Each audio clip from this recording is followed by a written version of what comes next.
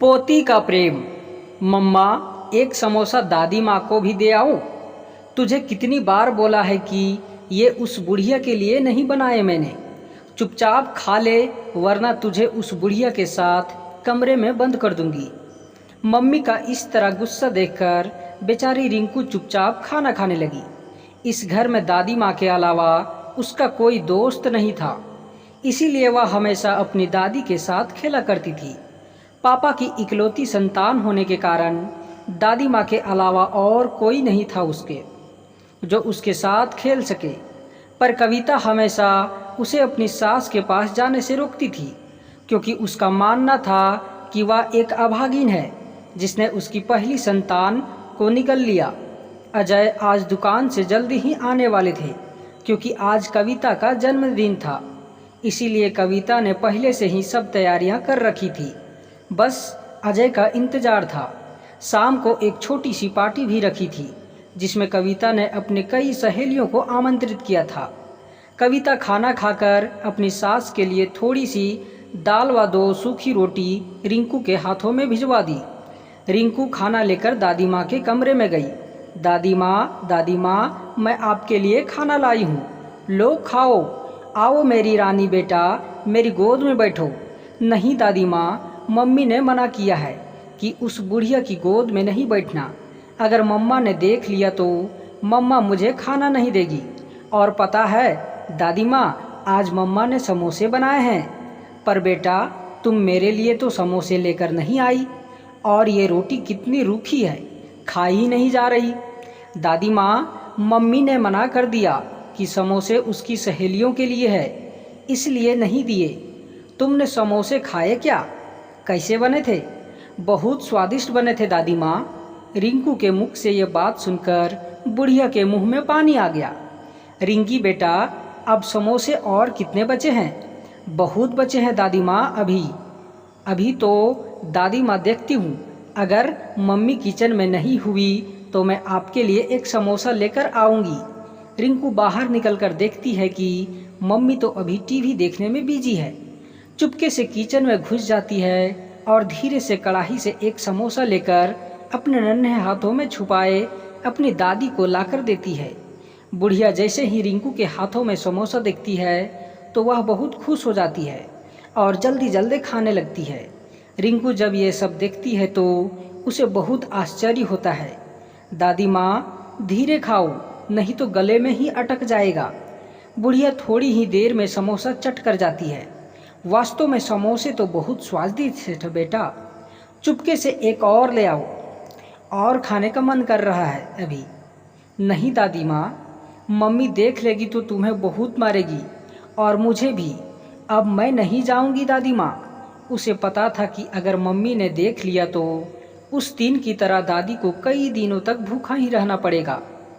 बुढ़िया को अब रह रह कर उस समोसे का स्वाद याद आ रहा था। बेचारी अंगुलियां चाटती रह गई। अब मैं जाती हूँ दादी माँ, नहीं तो मम्मा को पता चल जाएगा। अगर रात को समोसे और बचे तो मैं और ले आऊँगी। कविता टीवी देखते हुए खाना खाया।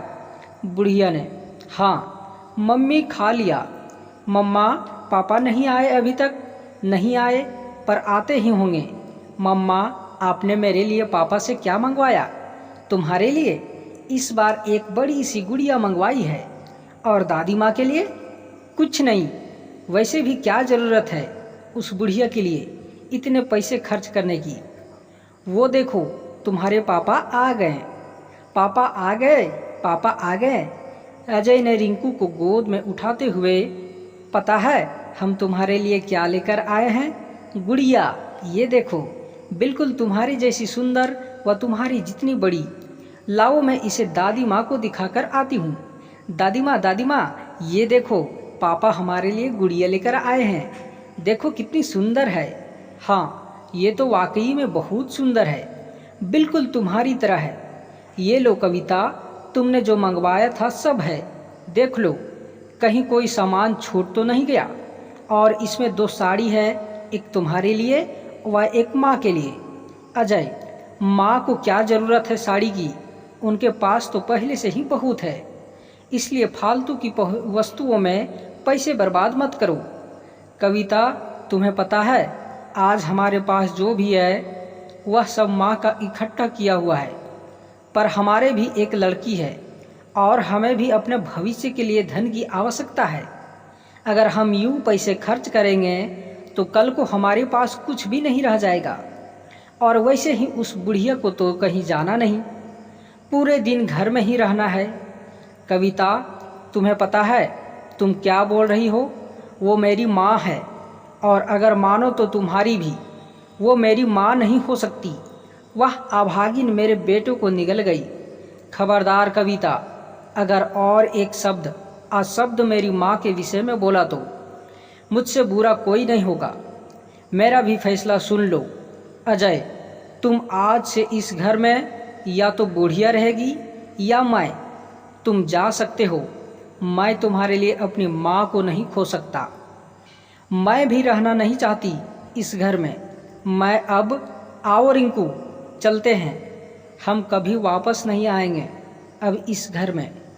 नहीं मम्मा, मुझे नहीं जाना आपके साथ में। मुझे दादी माँ के ही पास रहना है।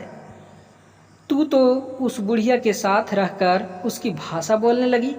तो ठीक है, जब शाम को मेरी याद आएगी तब देखना। मम्मा, आप मत जाओ प्लीज़। मैं किसके साथ सोऊंगी? फिर अपने पापा के पास सोना। मैं जा रही हूँ अब। पापा, रोको मम्मी को, नहीं तो वो चली जाएगी। नहीं बेटा, उसे जाने दो, और अगर चाहो तो तुम भी जा सकती हो। नहीं, मैं दादी माँ को छोड़कर कहीं नहीं जाऊंगी। कविता गुस्से में घर से निकल जाती है और अपने मायके चली जाती है। कविता को गए आज 2 दिन हो गए। दादी माँ को जब ये पता चला तो उन्होंने 2 दिन से खाना पीना भी छोड़ दिया। कविता हमेशा उसे बुरा भला कहती, यहाँ तक कि खाना भी ढंग से नहीं देती। फिर भी उसकी सास उसकी इतनी ज़्यादा फिक्र किया करती थी, उसे बहुत बुरा लगा। और यह कविता के घर से जाने का सबसे बड़ा कारण अपने को मान रही थी।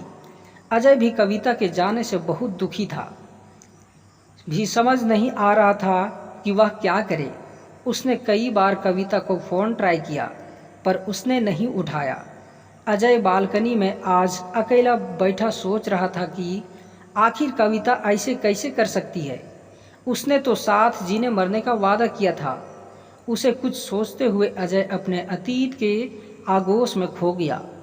उसे अपने वो कॉलेज वाले दिन याद आने लगे जब कविता उसे पहली बार मिली थी। कितनी अनजान व अजनबी थी वो। भोला मुख, हिरनी सी आँखें व वो उसका यूं शांत स्वभाव, हमेशा दूसरों के लिए जीने वाली। पहली ही बार में अजय उसमें इस तरह खोया कि उसके सबके सामने उसे प्रपोज कर दिया। और कविता भी उसके इस साहस को देखकर उसे ना नहीं बोल सकी। कितनी अच्छी थी वो जिंदगी में। न कोई गम था, न कोई समस्या, और न ही किसी का कोई दबाव। बिल्कुल स्वतंत्र, किसी आज़ाद पंछी की तरह, जिसकी ना कोई राह होती है और ना ही मंजिल। उसे अच्छी तरह याद है जब एक बार कविता के पापा ने उसे अजय के साथ देख लिया। फिर भी उन्होंने उसकी पसंद को ज़्यादा महत्व दिया और दोनों की शादी कर दी। पर आज वह क्यों इतना असहाय हो गया था कि किसी बहेलिए के बानों द्वारा बिंधे पक्षी की तरह जमीन पर अनाथ पड़ा हो। पापा पापा, मम्मा का फ़ोन आया है, आपसे बात करने को बोला है। रिंकू की आवाज़ सुनकर वह अपने ख्वाबों से बाहर आया। रिंकी फ़ोन लिए खड़ी थी। अजय ने फ़ोन उठाया तो सामने से कविता की आवाज़ आई, हेलो अजय, कैसे हो आप? मैं ठीक हूँ, आप ठीक हो? हाँ, मैं भी ठीक हूँ। अजय, मुझे रिंकी चाहिए, मैं उसके बिना नहीं रह सकती। प्लीज़ मुझे मेरी बेटी दे दो। लौट आओ कविता अपने घर। देखो कोई कब से इंतज़ार कर रहा है। आपका रिंकी भी तुम्हारी, और हम भी, सब भी। प्लीज़ लौट जाओ। नहीं अजय, अब शायद ये संभव नहीं है। जब तक आपकी माँ उस घर में रहेगी तब तक मैं लौट कर नहीं आऊँगी। अब फैसला आपको करना है कि आप किसके साथ चाहते हो, माँ या मैं। और मैं रिंकू को लेने आ रही हूँ, भेज दोगे ना मेरे साथ उसे?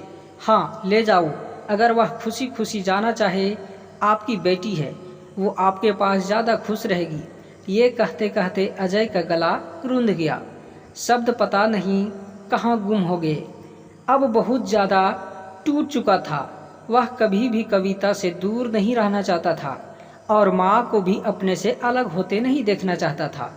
उसकी ज़िंदगी में एक ऐसी शाम होने जा रही थी जिसके बाद सदियों बाद भी कोई उजाला नज़र नहीं आ रहा था।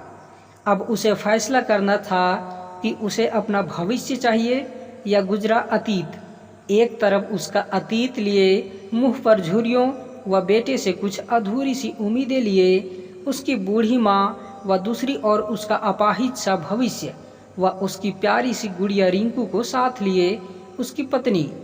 आखिर करता भी तो क्या? वह न अकेली माँ उसे चाहिए, न ही पत्नी। एक समय था जब उसकी ज़िंदगी में दूर दूर तक कोई गम का नाम भी नहीं था, पर पता नहीं किसकी नज़र लगी, उसकी हंसती खेलती ज़िंदगी को ही नरक भी से भी बदतर हो गई। अचानक वह उठा और माँ के कमरे की ओर बढ़ा।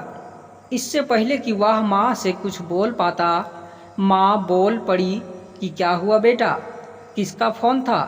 कविता का फ़ोन। क्या वो वापस आ रही है? हाँ माँ, वापस आ रही है, पर रहने के लिए नहीं, हमेशा के लिए हमसे दूर होने व रिंकू को ले जाने के लिए। अजय ने कविता के साथ हुई सारी बातें माँ को बता दी।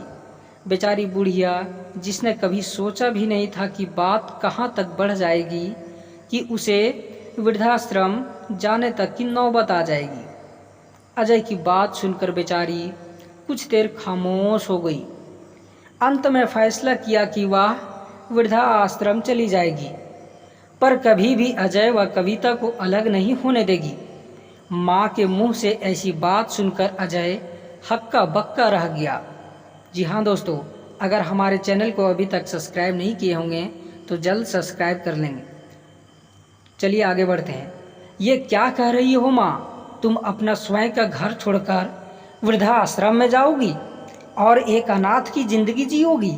मैं ये कभी नहीं होने दूंगा। क्या आप कविता के लिए अपना घर छोड़कर जाओगे?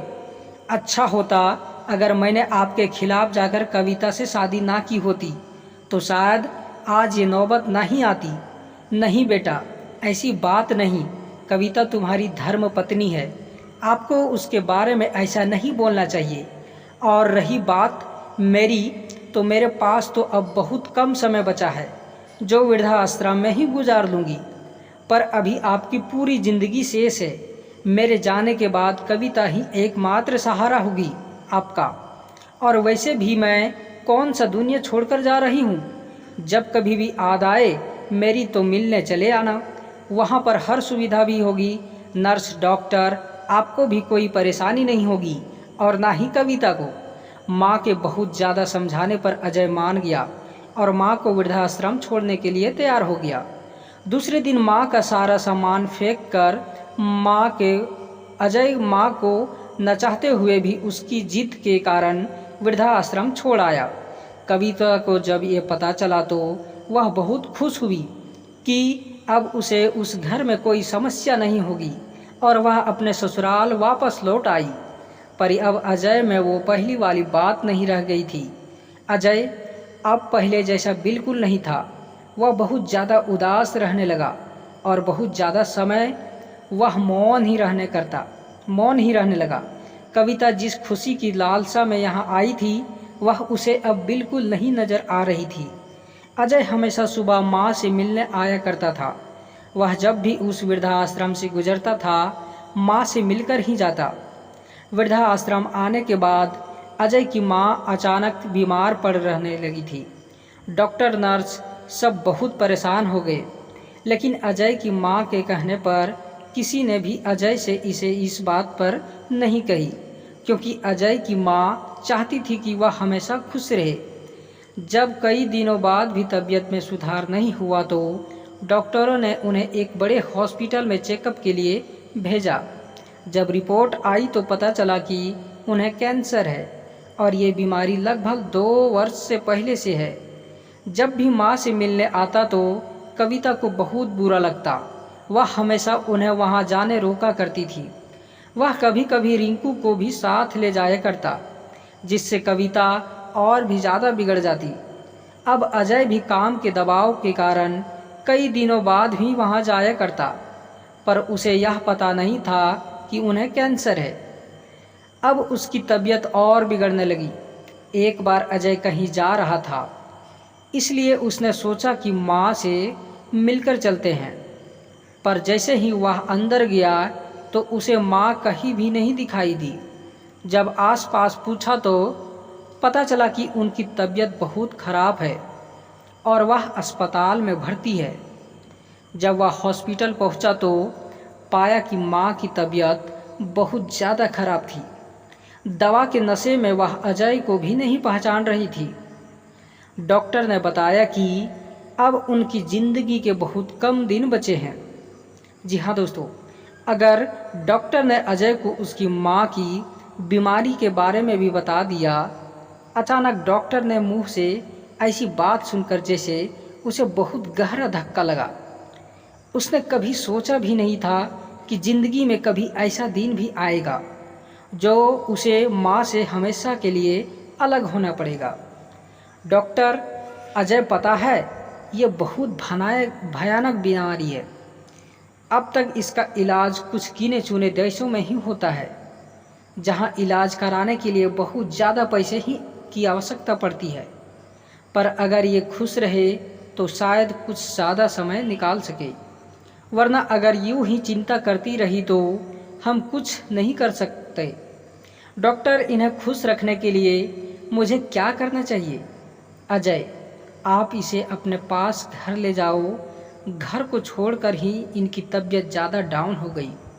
अगर आपके साथ रहेगी तो आप इनकी दवा दारू भी अच्छे से कर सकते हैं और अच्छे से देखभाल करने से इनकी ज़िंदगी कुछ आसान हो जाएगी और आप भी इन्हें कल शाम तक घर ले जा सकते हैं। डॉक्टर से सलाह लेकर अजय घर की ओर चला। अब उसे एक ही इंसान दिखाई दे रहा था, वो थी कविता। उसे मानना शायद उसके बस की बात नहीं थी। उसे अच्छी तरह पता था कि वह इसके लिए कभी नहीं मानेगी, पर अगर माँ को घर नहीं लाया गया तो बहुत बड़ी अनहोनी हो जाएगी। जब अजय घर पहुँचा तो रिंकी भागकर उसकी गोद में चढ़ गई। पापा, आज आप दादी के पास गए क्या? कैसी है वो? मेरी याद आती है उसे? हाँ बेटा, आपको बहुत याद कर रही थी और कल हम उसे फिर से घर ले आएंगे। सच्ची क्या पापा? हाँ सच्ची। अजय जब कविता के पास गया तो वह खाना बना रही थी। कैसी हो कविता? मैं ठीक हूँ अजय, आप ठीक हो ना? नहीं कविता, मैं ठीक नहीं हूँ। पता, आज मैं मम्मा से मिलकर आया। उनकी तबीयत बहुत ख़राब है, उन्हें कैंसर है।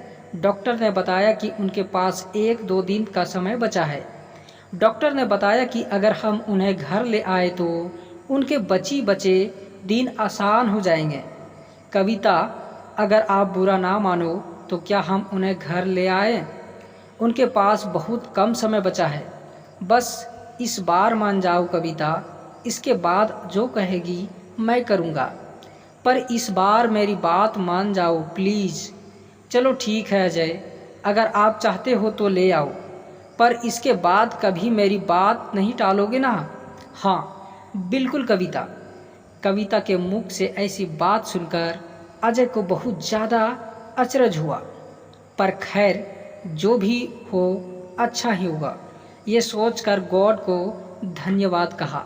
वह माँ को लाने के लिए सुबह का इंतज़ार करने लगा।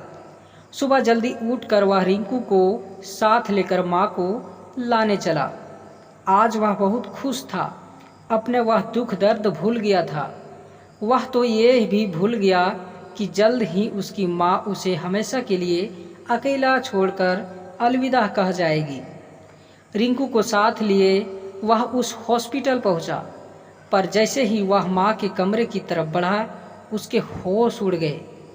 आँखों के आगे अंधेरा सा छा गया और आँखों में आंसुओं का समुंदर उमड़ आया। उसकी माँ अब तक उनसे बहुत दूर जा चुकी थी। हमेशा के लिए उन्हें छोड़कर, प्यारी रिंकू को छोड़कर आज कविता की भी समस्या हल हो चुकी थी। अब वह कभी भी अपना घर छोड़कर नहीं जाएगी। डॉक्टर ने बताया कि रात को उनकी तबीयत बहुत ज़्यादा खराब हो गई और ज़ोरदार खांसी के साथ रक्तस्राव होने लगा और देखते ही देखते उनकी सांसें उखड़ गई। दोस्तों, आपको कहानी कैसी लगी कमेंट करके ज़रूर बताइएगा। कहानी पसंद आई हो तो वीडियो को लाइक शेयर करें और चैनल को सब्सक्राइब करें। वीडियो को पूरा देखने के लिए बहुत बहुत धन्यवाद दोस्तों।